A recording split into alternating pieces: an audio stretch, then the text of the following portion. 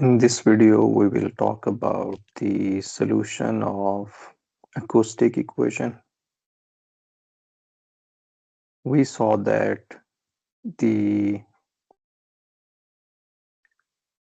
solution look like this,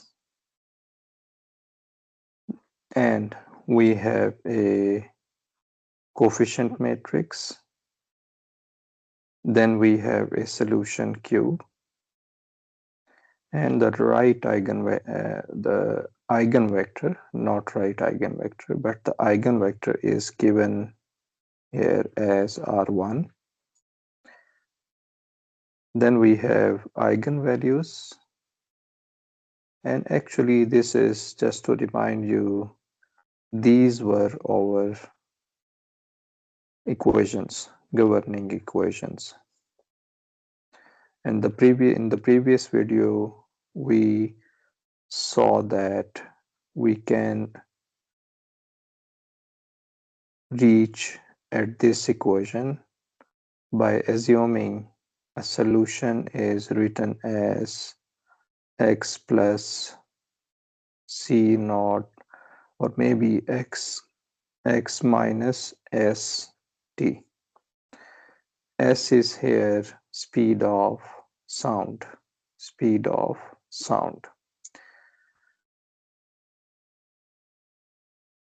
So now what we do, we actually try to find the solution of this acoustic equation. Remember that we put it u naught is equal to 0. If it is not equal to 0, then the lambda 1 will also be changed u naught plus c naught, and lambda 2 is u naught minus c naught. So now to find the solution, what we do first, we create a new matrix R which contains eigenvectors. These are two eigenvectors. I write minus rho naught c naught 1 and rho naught c naught 1. These are the eigenvectors. Now we take the inverse, R inverse,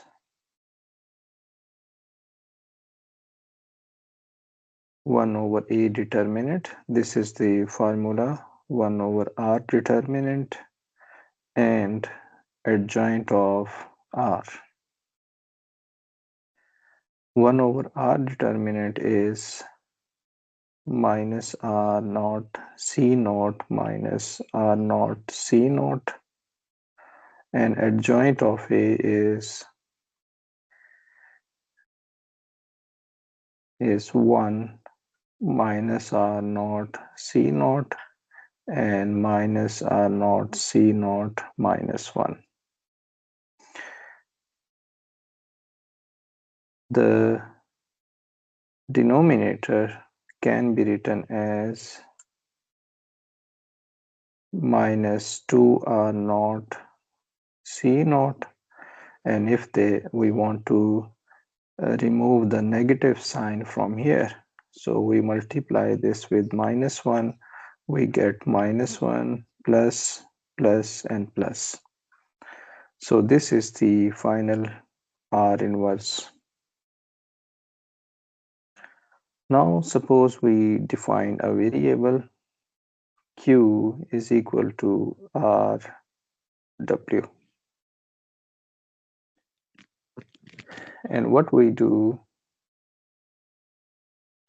we put this RW into the system of equations, and the system of equation is written as partial Q by partial T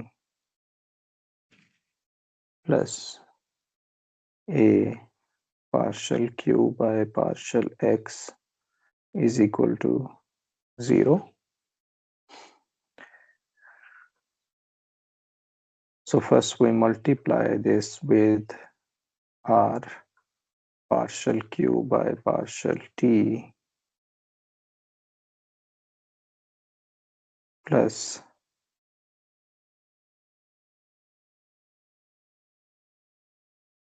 maybe I should multiply this equation with r inverse first.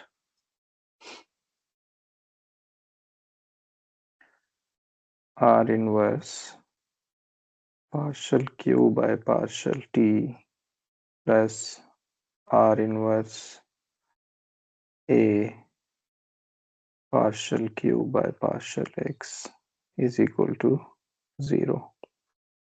And similarly, we multiply right with the vector from right side, partial q by partial t r inverse ar partial q by partial x is equal to 0.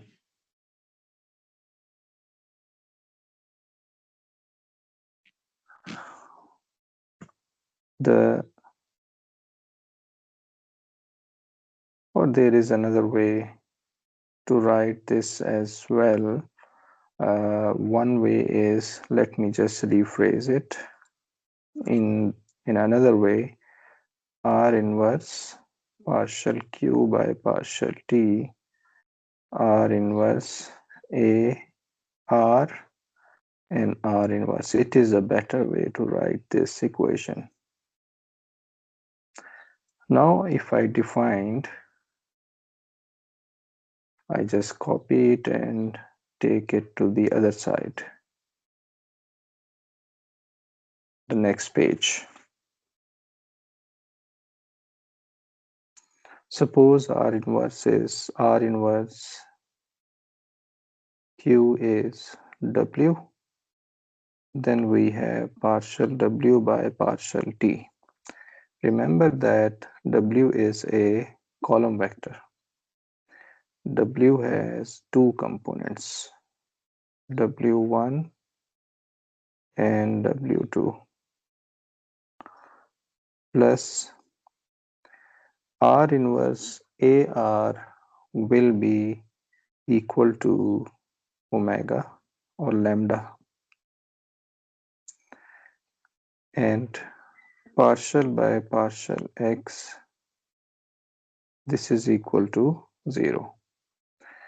Here we have replaced r inverse q with w, and w has two components, and this lambda, it is called lambda.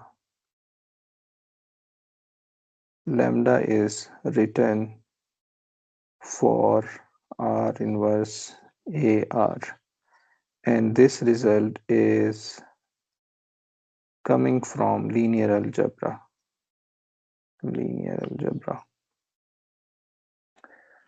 So it means that we have two equations now, since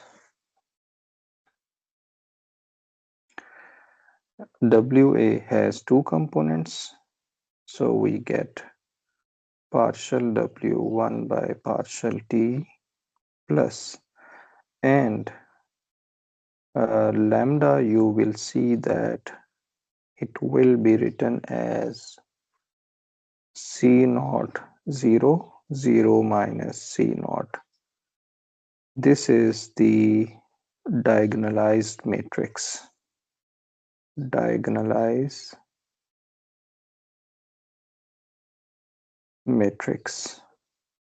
Matrix form. So we have C naught partial W1 by partial X is equal to 0, and we have partial W2 by partial T minus C naught partial W2 by partial X is equal to 0.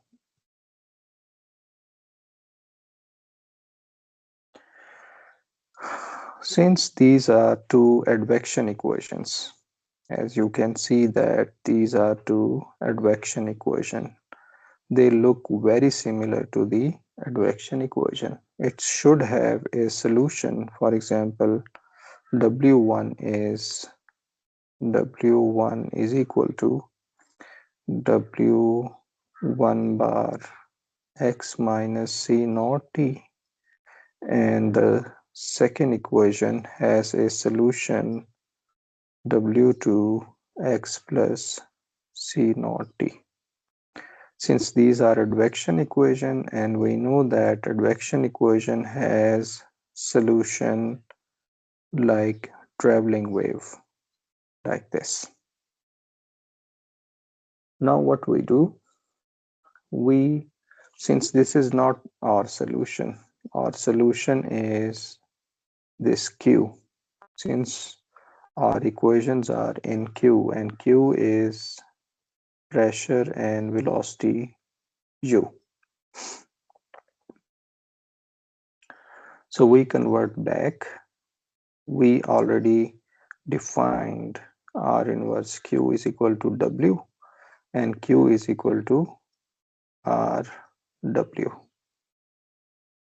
So this becomes RW. Multiply these two.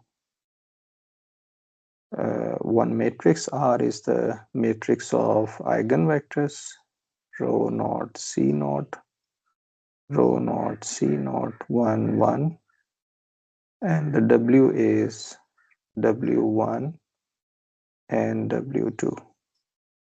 And Q on the left hand side is pressure P and velocity U.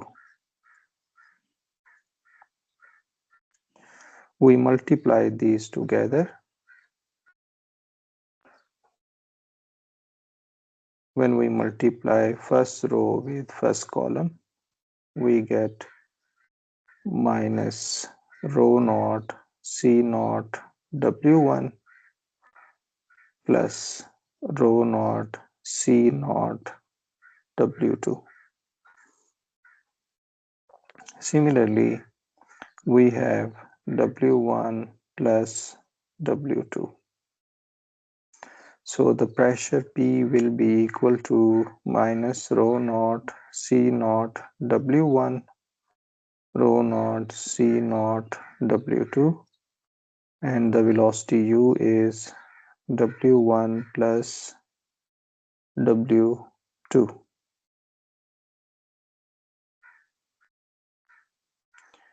This can also be written like this.